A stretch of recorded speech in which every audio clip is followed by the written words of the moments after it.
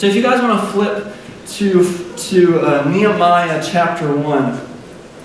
So Nehemiah chapter 1, we have the words of Nehemiah, son of Hekeliah, in the month of Kislev, in the 20th year, while I was in the citadel of Susa, Hanani, one of my brothers, came from Judah with some other men, and I questioned them about the Jewish remnant that survived the exile, and also about Jerusalem. They said to me, those who survived the exile and are back in the province are in great trouble and disgrace. The wall of Jerusalem is broken down, and its gates have been burned with fire.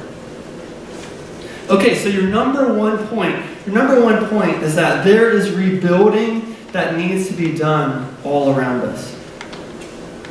Let me give you a little bit of the context. Before this passage right here, let's rewind back 140 years ago. 140 years before this passage, the Israelites are still in the Promised Land. They're chilling in the Promised Land. Then the Babylonians come over, and the Babylonians, they siege Jerusalem. Bad things happen when the Babylonians siege Jerusalem. Like there's a lack of food, it's just complete, utter devastation. This is what Jeremiah actually says. Jeremiah says that the people were groaning for bread. The women are eating their offspring. I can't even imagine that. But they're eating their offspring. The city is desolate. He says that the bodies of the princes, which were once brighter than snow, now they are blacker than soot. So there's this complete anguish, grief, distress, this groaning, this devastation that is happening to the city as it's being sieged by the Babylonians 140 years ago. So the king, what he decides, him and the army, they carve out or they punch a hole through the wall and they escape. So they're on the run. The Babylonians, they go and catch up with the king. They basically they destroy the army. They kill all of the Jewish officials. They take the king's sons. They kill him in front of him. And then they poke out his eyes. And they go and take him to Babylon. And basically, he is a prisoner there for the rest of his life. But not only that, they come back and they take all of the people who are living in the city, in Jerusalem, and they go and they put chains on them, they handcuff them, and they basically drag them through the desert from Israel to Babylon. But not only that, they come back and they say, let's just destroy the city top to bottom. So they burn the temple, they burn the royal palaces, they burn all the houses, and then they destroy the walls. So this city is completely wrecked, unlivable. So that's what happens 140 years before this. So you have to expect that Nehemiah and all of the Israelites, this is a part of their national consciousness. That they, none of them experience that, but they all know about it. They all feel that. So they are all captives in Babylon. Then Babylon, they get taken over by Persia. And then this new Persian king comes in and is like, hey, Israelites, you can go back, which is just crazy. He's like, you guys can go back to your homeland. And I'm going to help you rebuild the temple. So some, not all of the exiles, just a handful, they go back. This is about 70 years after the city is completely destroyed. And they go back and they rebuild the temple, but the city is still a mess. So then, 70 years after that, so are you guys following me? 140 years, city's destroyed, 70 years, the temple is rebuilt, and then 70 years is this point right here. And then these guys, his countrymen, come to Nehemiah, and they're like, this bad things are happening. Things are not as they should be. Josephus, who's a historian, he kind of wrote this about that encounter. He said that when the countrymen came back, they replied that the city was in a bad state, for that their walls were thrown down to the ground, and that the neighboring nations did a great deal of mischief to the Jews. While in the daytime they overran the country and pillaged it, and in the night did them mischief, insomuch that not a few were led away captive out of the country and out of Jerusalem itself, and that the roads were in the daytime found full of dead men.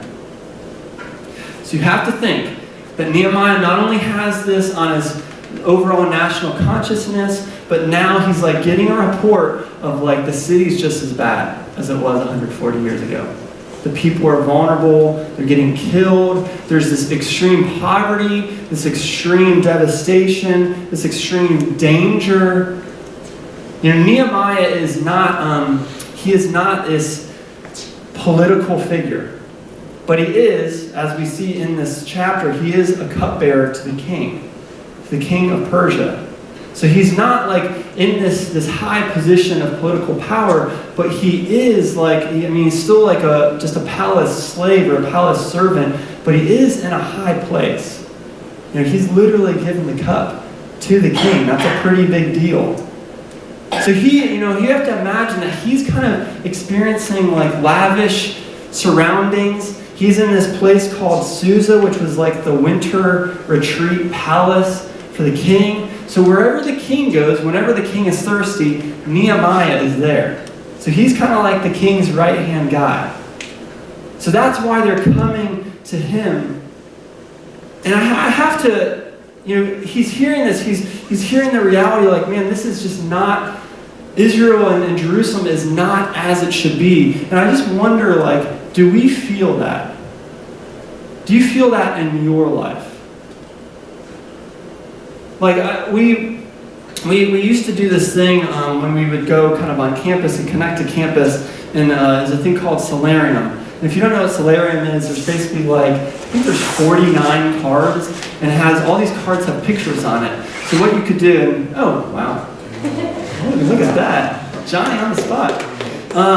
But basically, you'd have these cards. That's incredible. So you have these cards, and they basically you place these cards out, and it's not a bait and switch. You'd put them on a table or something, and then you would ask 4 questions. You'd ask, pick a card that describes what you think of the world currently. Then pick a card of where you want the world to be.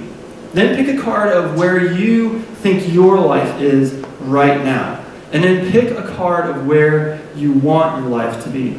So what would happen is that people would, they would pick, I'm trying to find one that's like, they'd pick this for like themselves. And it's like, I'm stressed and I'm crazy. And they're like, oh, I'm so stressed and I just can't, I'm mad. I hope for a time when I don't feel stressed or burdened. Or they'd pick, there's another one in here, it's like a broken tire. But it's like, they would say that's what the world is, that the world is in this place right here where it just is not where it should be. But if only the world could be this. And it just really exposed this gap between where we consider the world right now and where we hope for the world. And I don't know if you guys experience that or if you guys think about that on a daily basis. And I think Nehemiah is thinking about this, is that there's this ache. There's this ache in all of us. It's the next point. There's this ache in all of us, this longing for something more. This longing for something better, and this longing for something that's been lost. That there is this ache in all of us, this longing for something more, this longing for something better, and this longing for something that's been lost. And here we see Nehemiah respond to this. Like he knows, he can imagine what Jerusalem used to look like, and he's longing. He's like, gosh, it's just not as it should be. And then we see verse 4. Verse 4, he says, when I heard these things, I sat down and I wept. For some days I mourned and fasted and prayed before the God of heaven.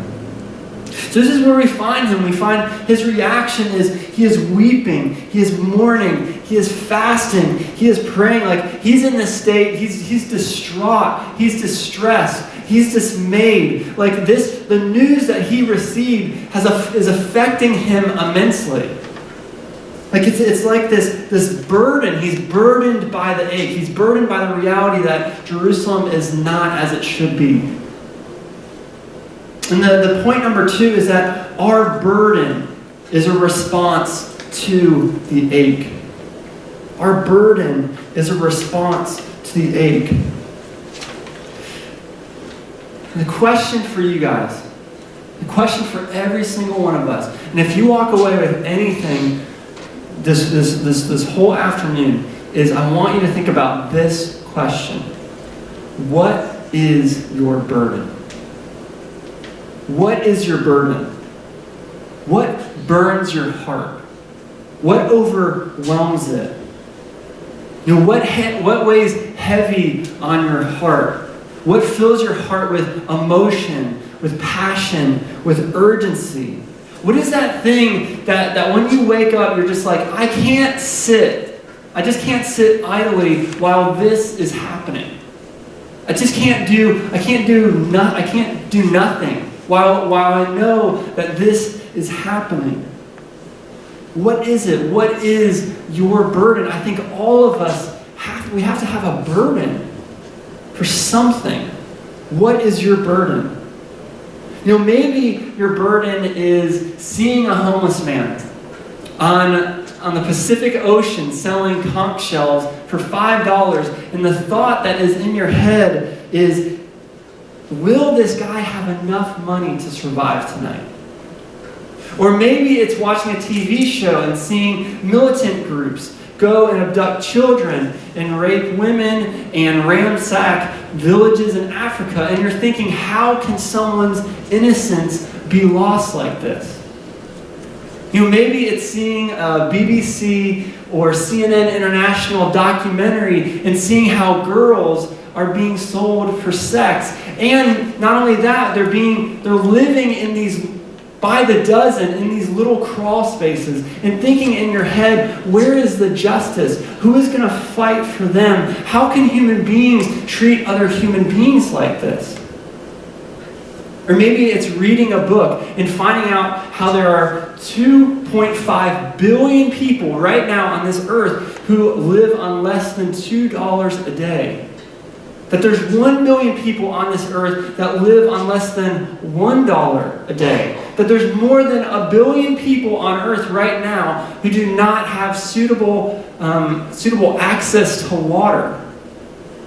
That every 7 seconds, someone in the world under the age of 5 is dying of hunger. Maybe when you're reading that, you're thinking, how can I, who have so much, how can I not have a heart for this? How can I do nothing when I have so much? How can I spend it on myself when there's just so much need?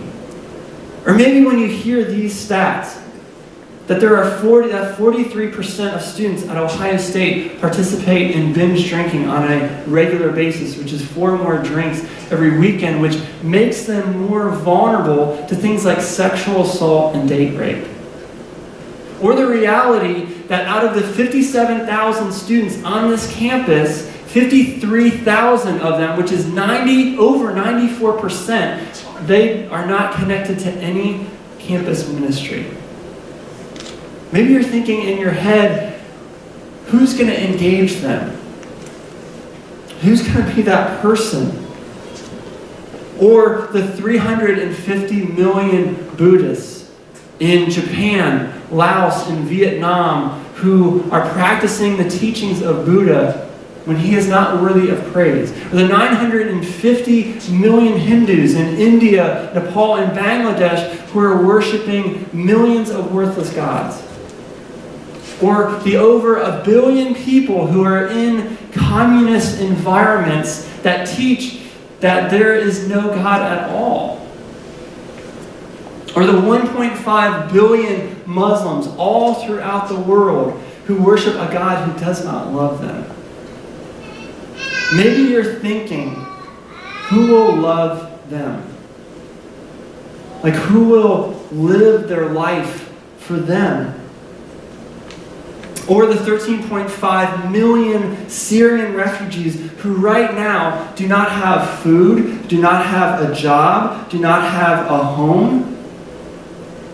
They have no place to go. They're just caught in the crossfire. Maybe you're thinking, who will give them a home?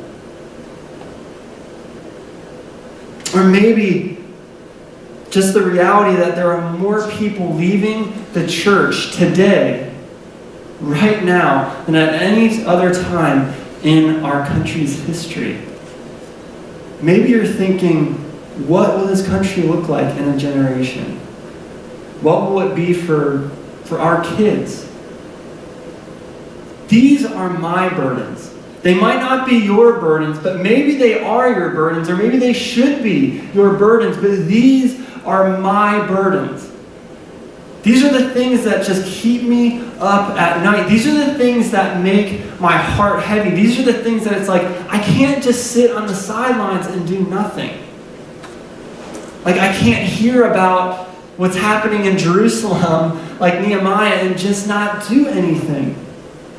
Like, can you imagine if Nehemiah, what if he did nothing with what he knew? He's living in luxury. He's living in this palace. He is employed by the king of one of the greatest empires in the entire human history. If you're in his shoes, I can get it. If I'm in his shoes, I'm like, why would I risk? Why would I risk my life? It's dangerous over there. It's complete poverty. Why would I risk my life to go and help people I don't know, even though they are my countrymen? What if he just did nothing? Do you think he would be satisfied? I was talking to one of my friends recently, and this is a friend he's seen the world. This is a friend, we've talked about many of these similar issues I just mentioned. This is a friend that I have seen him have such a burden for people. But somehow, right now in his life, he's just kind of in this state of stagnation. Just kind of in this state of apathy. He's just kind of living life on the sidelines. And he just feels dissatisfied. He feels lost. He feels like he's without purpose. He's not experiencing God. Maybe you guys have felt that way. Maybe you guys feel that way right now. Just I feel like I'm not living with purpose. I feel like I'm not experiencing God on a daily basis. And this is what I told him. As I was kind of preparing this message, this is what I told him is, I think you need to rediscover your burden. Because your burden is the thing that drives you. Even when life is crappy, your burden is that thing that it's man, life just sucks right now. But then you fall back on that burden. And then that burden is the thing where it's but I know even though life sucks right now and I don't want to get out of bed, and I still, these people, that image I saw, that article I read, the person I interacted with, I have to get out of bed for them. It's that burden is the thing that drives you. It moves you into action. It keeps you out of complacency.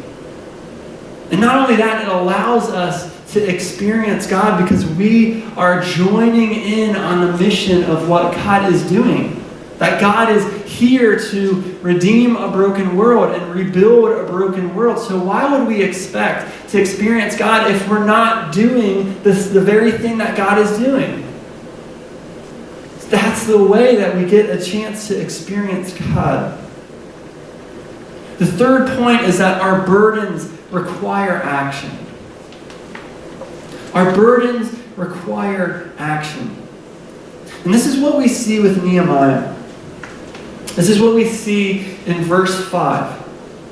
So we see he's weeping, he's mourning, he's fasting, he's praying, and then verse 5 he says, "O Lord, God of heaven, the great and awesome God, who keeps his covenant of love with those who love him and obey his commands, let your ear be attentive and your eyes be open to hear the prayer of your servant.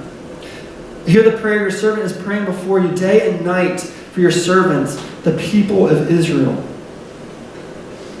So here, his first action is he is moved to fast and pray. But it's interesting that he's not I've got to carry this on my own. I've got to somehow rebuild the city. I've got to create the strategy. Somehow, we have to figure out a way in order to do this. He's not it's on me now. But it's interesting that the first thing he says is, "O Lord, God of heaven, the great and awesome God." It's as if he's just like acknowledging his place. He's like, God of heaven. Like, God, you created all of this. You created all of this with its intention, with its purpose. If you created all of this and we're the ones who screwed it up, then I'm sure that you can put it all back together. He's understanding his place. Because honestly, what can we do? What can we really offer?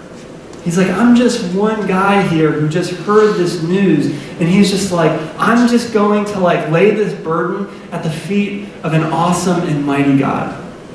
Because that's the only thing that we can do. That's like our first, in that little space, the little A, that's the first thing, that's the first action we have, is just praying. Is that when the first action to these burdens is just praying. It's just begging that God would do something, placing that at his feet. The second one is confessing. The B is confessing. The second action.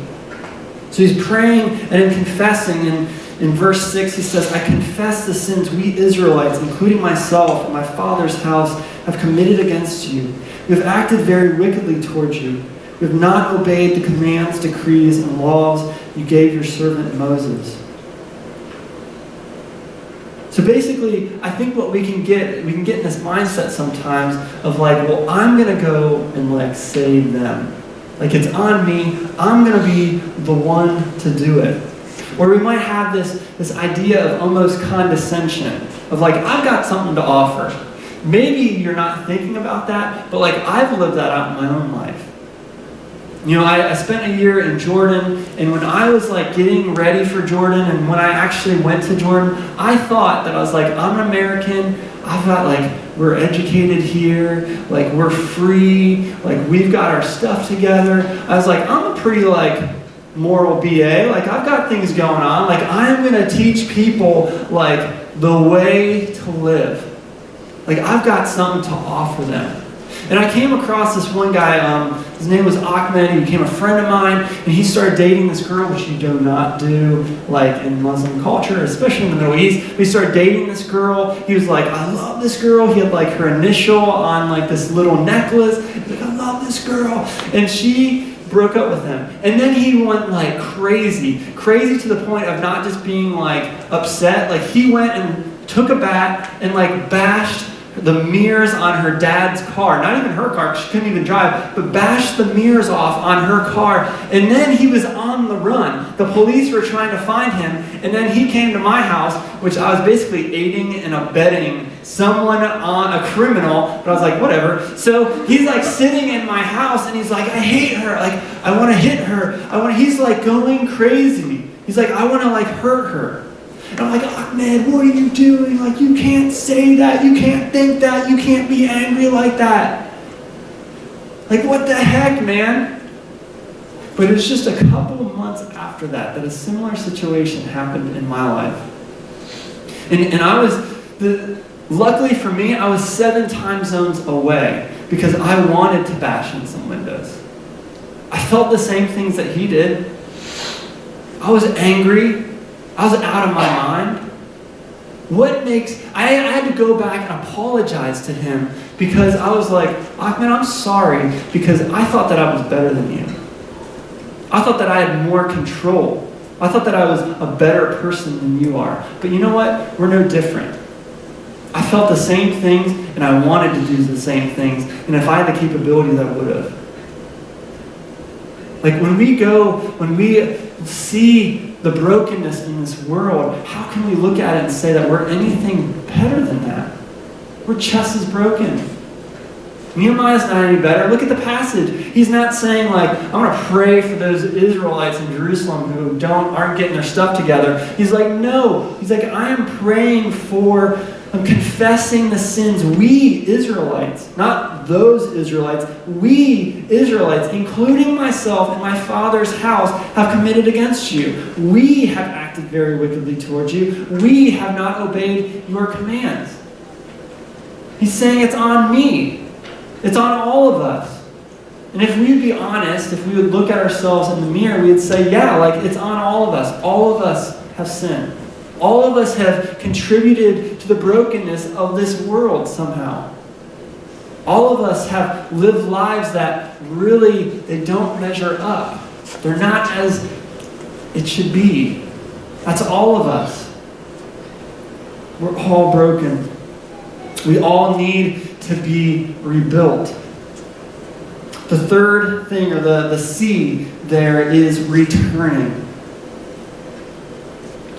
Verse 8, remember the instruction you gave your servant Moses, saying, if you are unfaithful, I will scatter you among the nations. But if you return to me and obey my commands, then even if your exiled people are at the farthest horizon, I will gather them from there and bring them to the place I have chosen as a dwelling for my name. They are your servants and your people, whom you redeemed by your great strength and your mighty hand. It's incredible. This is an incredible passage because it's just like he's saying, man, the consequences of being broken is that we've been scattered. We're far. We're separated from you. Like we are scattered even to the farthest eye, farthest that you can imagine. That's how scattered we are. That is the consequence of our brokenness. And then he's like, it's as if Nehemiah is trying to remind God of his own word. And he's like, God, do you remember this passage? Do you remember the passage? This is a passage in Deuteronomy. It's like, do you remember that passage that said that if we disobeyed you and then we were scattered all over the place, that you would actually come and gather us back in if we returned to you? That you would go to extreme lengths in order to draw us back in order to bring us back home? Back into your dwelling? It's just incredible. There's nothing that we can do. There's no amount of brokenness that is that God cannot take care of. This is almost a precursor to Christ in this passage. He's like, don't you remember how you talked about a way that you would come down and basically draw us back to yourself? Hint, hint. This is Jesus. This is Jesus coming down, basically the way that we are gathered back to God in our scattered and broken state. From our scattered and broken state. That Christ himself is the only one that can rebuild us from the inside out. The only one that can rebuild the world. It's incredible. The point D is leveraging. So Nehemiah, he's praying, he has this time of confession, then he has this time of just returning, where he literally is like, okay, all I have to do is take a step and return, and then God is going to be the one who's going to gather me in. And then there's this point where he's like, I know I need to leverage. Because of this, I know I need to leverage. And in verse 11, he says, O Lord, let your ear be attentive to the prayer of this your servant and to the prayer of your servants who delight in revering your name. Give your servant success today by granting him favor in the presence of this man. I was cupbearer to the king. So he's praying to God. He's like, God, give me success.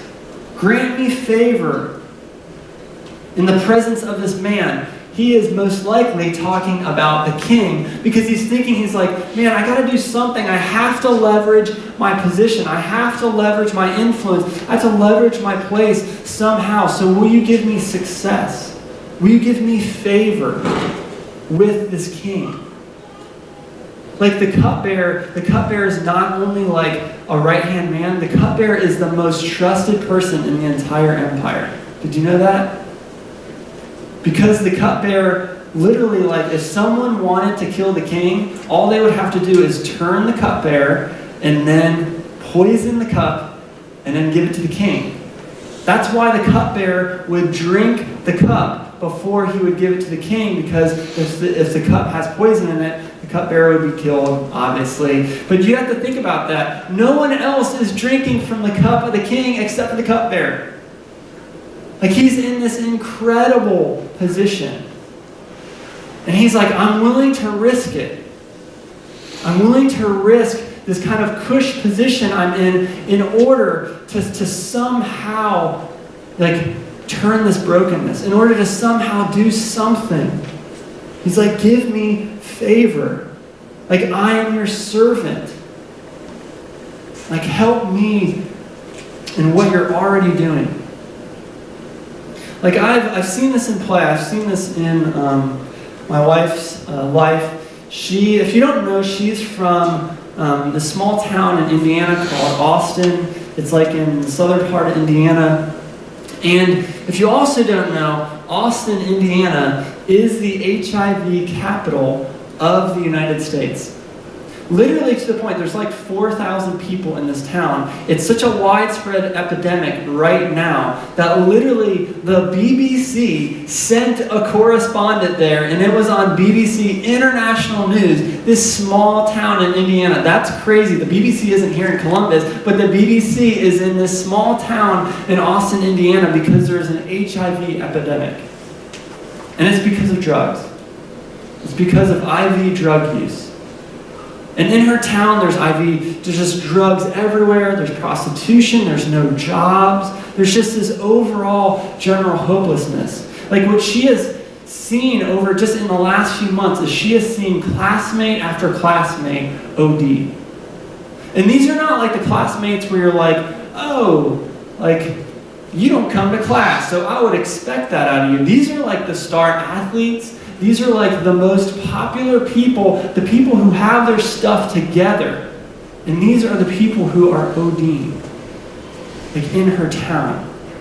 And I've seen her wrestle with this. I've seen her just struggle with this burden. It's just such a burden for her hometown. She's such a burden for her family because she's been affected by drug abuse.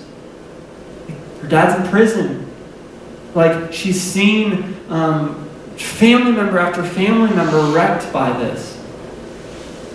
So she has such a heart, and for a while she felt like, well, that burden is on me. It's all on me in order to save my family and save my town. And then there has just come a point recently, over the last probably couple years, where it's just been this laying down of like, God, I'm just going to lay this burden at your feet. It doesn't mean I don't have it anymore. It just means that you are more powerful to do anything about it than I am. And I'm just going to believe that you will do something about it. And I'm just going to beg that you would do something about it. And that I would be able to have any chance to utilize my position or my influence to help this situation. And just a couple weeks ago, she was able to have an Unchained fashion show in her hometown. They got to have a fashion show in front of every single high schooler. Do you understand how incredible that is? These are kids who, one, might be on drugs right now, who, two, are probably going to be on drugs in the future. These are kids who have experienced the brokenness of life. And these are, she had an opportunity to literally tell them, like, I came from this same background. I am a daughter of this town, but Jesus, she got to share the gospel. She got to share, like, the thing that bridges that gap. And say, man, Jesus has changed my life. Jesus is the only thing that's given me hope. Jesus is the way that I got out of here.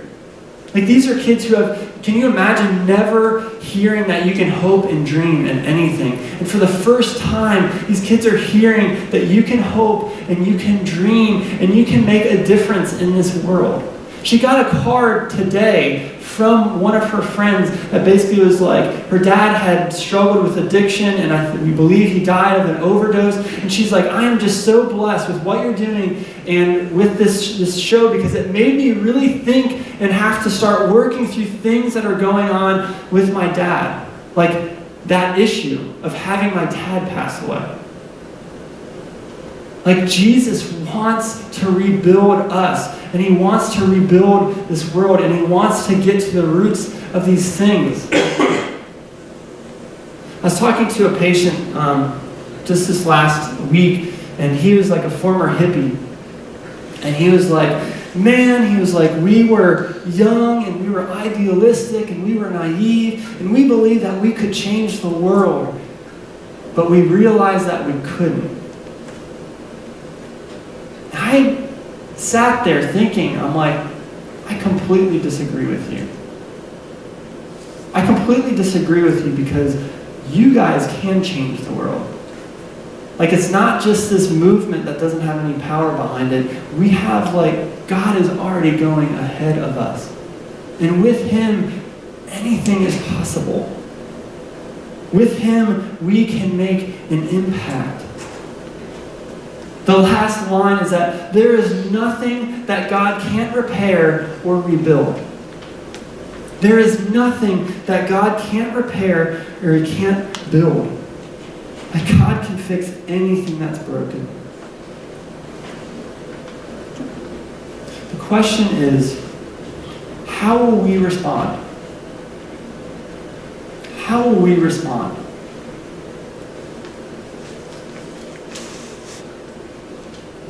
What is your burden?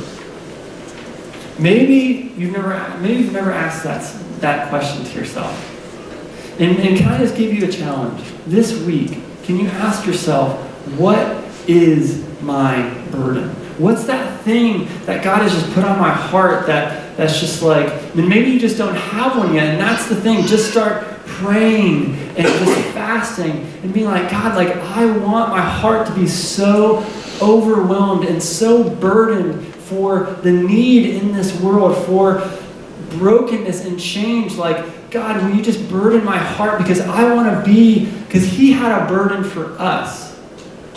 So it's like, I want that burden. I want the burden that you have for us to be in my heart. Will you just pray and fast for that this week? And maybe you're just in a place where you know you have a burden. God has put a burden on your heart, but you're just like tired, and you're like, gosh, like, man, I don't know if I can do it. Like, just will you fast and pray for that burden this week?